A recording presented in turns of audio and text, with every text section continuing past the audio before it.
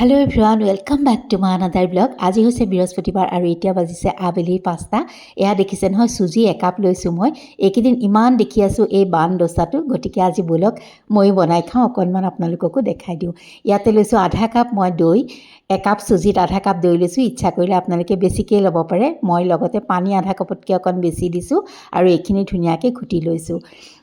আপোনালোকে দৈ বেছিকৈও দিব পাৰে, মই পিছে দিয়া নাই, যিহেতু পানী দিম আৰু এনেকৈও হৈ যায়।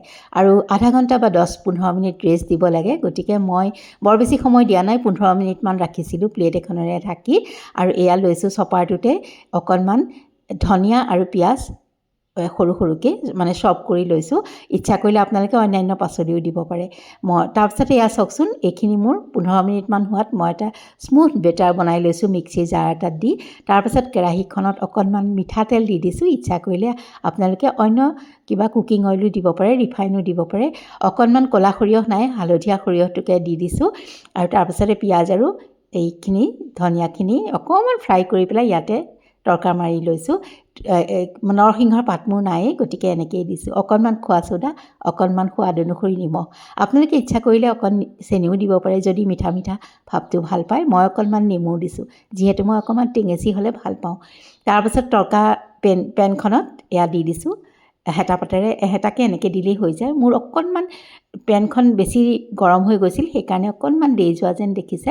পিছে মানে পিছৰকেইটা খুব ধুনীয়াই হৈছে। প্ৰথমটোহে অকণমান তেনেকৈ দেই গৈছিলে, মানে দেই ঠিক নহয়, অকণমান বেছি কাঢ়া হৈ গৈছিলে। আৰু ইটোৰ পিছত সিটো ধুনীয়াকৈ হৈ যায়। খালি এটা কথা মন কৰিবলগীয়া, ইয়াত মানে গেছৰ ফ্লেমটো একেবাৰে কমাই থ'ব লাগে, বেছি সময় নালাগে। বিৰাট ছফ্ট আৰু খাবলৈ বহুত টেষ্টি হয়। আপোনালোকে ব্ৰেকফাষ্টত নহ'লে ইভিনিং স্নেক্স হিচাপেও খাব পাৰি। এয়া চাওকচোন, পটাপট হৈয়ে যায়, বৰ বেছি সময়ো নালাগে, বনাবলৈও বৰ ধুনীয়া। আৰু দৈ নহ'লেও বনাব পাৰি, যদি আপোনালোকে লগত অলপ নেমু চেপি দিয়ে গাখীৰেৰে ঘুটি, তেতিয়াও টেষ্টি হয়। আৰু ব'লক কেনেকুৱা হৈছে অকণমান কৈ দিওঁ বাৰু।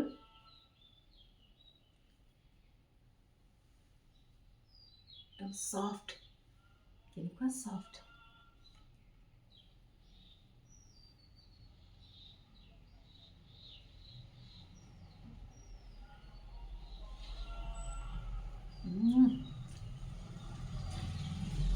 বহুত টেষ্টি। আৰু এইবাৰ আহক, মচুৰ দালি অলপ তিয়াই থৈছিলোঁ, 2টা ৰেচিপি বনাম বুলি। এতিয়া গমটো পাইছে, আছোঁ কিটচেনত। এওঁ ভাত পানী খাই গ'ল, মোৰ প্ৰায়খিনি হ'ল। অকণমান আৰু কিবা কিবি আছে, তথাপিতো মচুৰ দালি চিলা বনাওঁ। অকণমান ব'লক ৰেচিপিটো শ্বেয়াৰ কৰোঁ। আৰু ইয়াত গমটো পাইছেই, টাৱাখন পাতি লৈছোঁ, বোলো মচুৰ দাইলৰ চিলা বনাম। পিছে বৰ ঠগন খালোঁ আজি, কিয় কেতিয়াবা তেনেকুৱা হৈ যায়। আৰু আজি মোৰ এটা ভুল কৰিলোঁ, মই ক'ৰবাত দেখা নিচিনা লাগিলে যে অকণ হিং দিব লাগে, নাজানো আৰু পটককৈ দি দিলোঁ, হয়তো সেইকাৰণে এনেকৈ ভাঙি গ'ল চাগে। ধুনীয়াকৈ হ'ব বুলি ভাবিছিলোঁ, কিন্তু জানো উঠাব নোৱাৰিলোঁ। পিছত আৰু সেয়া মই বেছি ট্ৰাই কৰি নাথাকিলোঁ, বোলো নেক্সট আইটেমটোলৈ যাওঁ, বৰৰ টেঙা বনাওঁ। মানে কোমোৰা জালিৰে বৰৰ টেঙা বনাব খুজিছোঁ, অসমীয়া ষ্টাইলত একেবাৰে। তিয়ঁহ নহ'লে বা কোমোৰাৰে বৰৰ টেঙাখন বনাই খাবচোন, বৰ ধুনীয়া লাগে। অন্যান্য আৰু বিভিন্ন ধৰণেও বনাব পাৰি। আজি যিহেতু মোৰ হাতত কোমোৰা আছিল, গতিকে মই তাৰেই বনাবলৈ লৈছোঁ। এয়া তেলতে অকণমান সৰিয়হ ফুটাই পিঁয়াজ অকণ ভাজি লৈছোঁ। পিঁয়াজকণ নিদিলেও কথা নাই, মই পিছে আজি দিলোঁ। আৰু তাৰপাছতে এই যে জালি কোমোৰাকণ, সেইকণ পিহি লৈছিলোঁ যে, সেইকণ দি দিছোঁ। আৰু ইয়াত বিশেষ একো মা মছলাৰ প্ৰয়োজন নহয়, কিন্তু বহুত টেষ্টি হয়। আৰু চাওকচোন, এইখিনি অকণমান লৰাই বগৰাই নিমখ, অচিকত চেনি দিব দেই, তেতিয়া বহুত ভাল লাগে। আৰু অকণমান হালধি দি দিছোঁ। আৰু যিহেতু নেমু দিলে হালধিৰ ৰংটো কমি যাব, অকণমান বেছিকৈয়ে দিছোঁ। তাৰপাছতে ইয়াত ধুনীয়াকৈ সিজি যোৱাত মই ইয়াতে উতলা পানী দি দিছোঁ। এইখিনিও ভালকৈ উতলাহাত তাতে বৰকেইটা দি দিছোঁ। বৰকেইটা ভাজোঁতে মনটো একে বেয়া হৈ আছিলে, গতিকে বৰ ভালকৈ ভজাই নাইকিয়া, মানে চিলাকেইটাই ঠগন দিলে যে, সেইকাৰণে। আৰু তাৰপাছত হোৱাৰ সময়ত অকণমান ধনিয়া কাটি নমাই থৈ দিলোঁ। একদম মানে জলকীয়া এটা পেলাই থৈছোঁ, খাবলৈ বহুত টেষ্টি হৈছিলে। আৰু তেন্তে আজিলৈ